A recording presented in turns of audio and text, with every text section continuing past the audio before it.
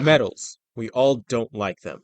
They're a kind of unit in the game that has an on paper cool idea for how they should work. They only take 1 damage from all sources, so unless your cats have a fast attack rate or they're numerous in numbers, then nothing you do can kill them within a reasonable amount of time, even if they technically have some of the least HP out of all other traits, and that's why critters were introduced. When a cat gets a crit, they do double their regular damage, but metal enemies take on this damage fully, meaning that this is one of the only ways to deal proper damage to them. But I have a lot of issues with how this works, even though this technically makes metals the most unique trait out of all other enemies, since you basically require critters, or the later introduced metal killers, to beat them. It doesn't sound like much, but this and a lot of other factors make them not only the worst trait in the entire game, but also the worst implemented. Before I get into this video though, here's a verse from the Bible, Philippians 2:5. You must have the same attitude that Christ Jesus had. No variety. Probably the worst thing about these enemies is the fact that their variety is terrible.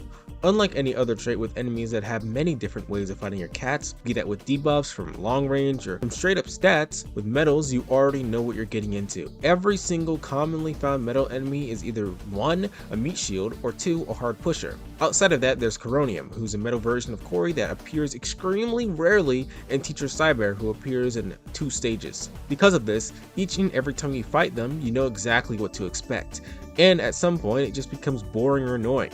What's interesting or uniquely infuriating about fighting a pack of metal doges, a super metal hippo, and a metal one horn for the 100th time? All it means is that unlike any other trait in the game, the same units every time will be equally as useful against them as they are on any other metal only stage. But let's take a step back from metal only stages and see how they're integrated in mixed stages, and it's not much better.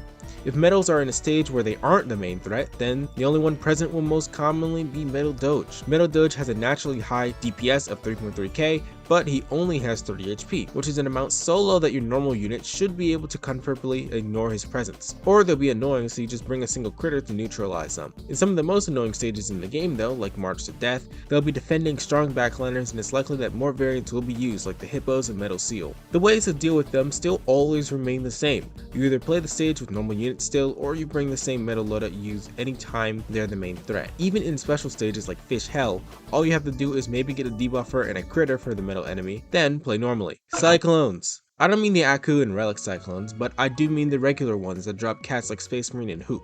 Cyclones are incredible bosses because of their uniqueness and small differences, from the red Cyclone having no knockbacks, to the starred alien one doing low DPS but warping every cat when they hit them. But what you get from them is usually underwhelming. Cyclones drop units that are useful only against metals. They make certain stages possible, but in comparison to something like Advent stages where you get interesting casts that work in a variety of situations like Slime, Golfer, and Bullet Train, it's absolutely nothing. I find it underwhelming because the units they drop are technically useful and necessary, but that necessity only comes in against one trait of enemies that would otherwise be broken and impossible to beat without them. To me, it feels like lock and key design. You must beat these bosses, which is a key in order to beat any serious stage with metals in it, which is the lock. The only other thing in the game that's like that when it comes to fighting traits is you having to get into the future and catch the cosmos full of treasures to make aliens weaker. But this mechanic is better than bosses dropping casts that are technically necessary but only useful against one trait ever, because getting gold treasures is already something you're accustomed to doing, and it's far more interesting. A general decrease in the entire trait's power is more subtle, and it makes you feel noticeably stronger when you max out treasures on ITF or COTC stages, as opposed to you just getting Hoop and Puppet Master and Talented Catasaurus, and then being able to wipe out any metal stage with those very same units. Aliens are not only a normal trait, but you also aren't tied to any units, so you can basically use whatever works even if there aren't any anti-aliens in your loadout. But because of what the Cyclones drop and because of how metal enemies work, you'll always be tied to those very anti-metals since they're crafted to be integral when fighting them. I would appreciate it if you decided to become a member of my channel.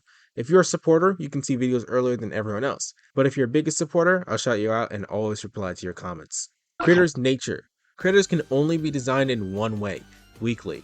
Why is that, you may be thinking? Well, it's simply because if critical hits do double the damage of a regular attack and metals take on that full damage, then for critters to be balanced, their damage must be fair against metals once they do get crits off. Because of this fact, 0 incredible critters are useful outside of fighting metals, aside from very few, extremely rare exceptions. Catasaurus, Cat Typhoon, Soba, Crazemoniko, Hayabusa's first form, Paladin, none of these guys have good DPS for either their rarities or for when you get them if you're thinking of using them against reds or something. So basically all critters as in units that were created to do critical damage against metal enemies, so not Cameraman and Manic Island with their 2% chances, are only ever useful against metals.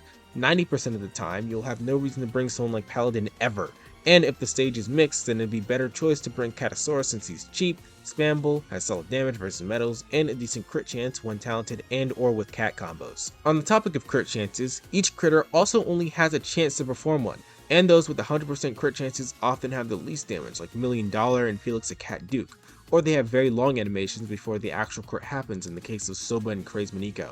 Fighting metals then becomes a massive game of chance and luck even if you have plenty of critters out, as the second they stop getting crits or if they don't consistently get them, you're done. This is why the aforementioned Cyclone units are mandatory, as even if you have a level 50 plus 80 Paladin with max talents, that guy alone would never be able to beat a metal only stage because again, unlike all other types, CC units are totally required so you can have time for your units to roll the right percentage and get the very crit you need to kill whoever you're fighting. March's death is a perfect example of how this can be made into something annoying, as opposed to something uniquely challenging. Other well-crafted advent stages are later Cyclone stages like River Styx, a stage that throws the notion of a regular loadout out the window, or Typhoon Nemo, where the main threat is one cyclone of a trait that you, at the time, have not really fought before, are great examples of interesting challenges that are fun, because you can see where you went wrong with certain strategies and adapt until you beat them. Not to mention the fact that from those stages you get Maglev and Modern Cat, both cats that are very useful for completely different reasons. But March's death sucks because there's not really that much you can do about losing. You can have the best timing in the world and the most powerful critters in the game but still lose because your units wouldn't proc their CC abilities versus the metals or ever crit literally through zero fault of your own. That's not a fun gimmick for an enemy at all, no matter how unique and different it is in effect. Power creep. Or possibly the opposite of all of that is true, as Battlecast gives you so many different options when it comes to dealing with metals even without gacha. The Cyclone units are a testament to that. And since metals are an ancient trait in the game, the amount of uber gacha units that can wipe or help wipe metals is insane. Poseidon, Paladin, Hayabusa's first form, Verbena, Kulabin Passland, and Catasaurus are just a few. Assuming you get the right anti-metals early on, or if you just have wicked luck all the time, then they'll literally never be a problem or only will be on a few stages. This is because metals are an ancient type that never gets any new enemies. With the type staying stagnant in Battlecat's progression and niches continuing, players now have tons of ways to fight off metals outside of using the aforementioned units that were created to beat them. Plus, even without those very units, they usually aren't very difficult if you have normal luck. Conclusion. Most of the time, metals aren't a difficult trait like zombies or Aku enemies, but instead their appearances are repetitive and dull. With crappy variety, you'll be fighting them in the exact same way outside of random stages like Total Myopa and Electric Bath. Due to the extreme uniqueness of the trait, Ponos was basically forced to have bosses that drop units that are crafted just to fight them and only them in the perfect way for when they were introduced. Though this makes it nearly impossible to add new metal enemies without breaking the balance the Cyclone units have with the current metal enemies that appear commonly. They've always been my least favorite type because of how they are implemented, their gimmick, and because they're never fun to fight. If you disagree, then certainly say so in the comments. But before I go, here's a verse from the Bible, Philippians 2:4. Don't look out for only your interests, but take an interest in others too. It's pretty simple. Caring about others' interests is really hard, and we usually think we do, but we don't. It's a simple verse that hits me because it's like he's calling everyone out who's reading this and telling them to be self-aware. Hope you enjoyed the video, share it, subscribe, become a member, enjoy the server. Goodbye.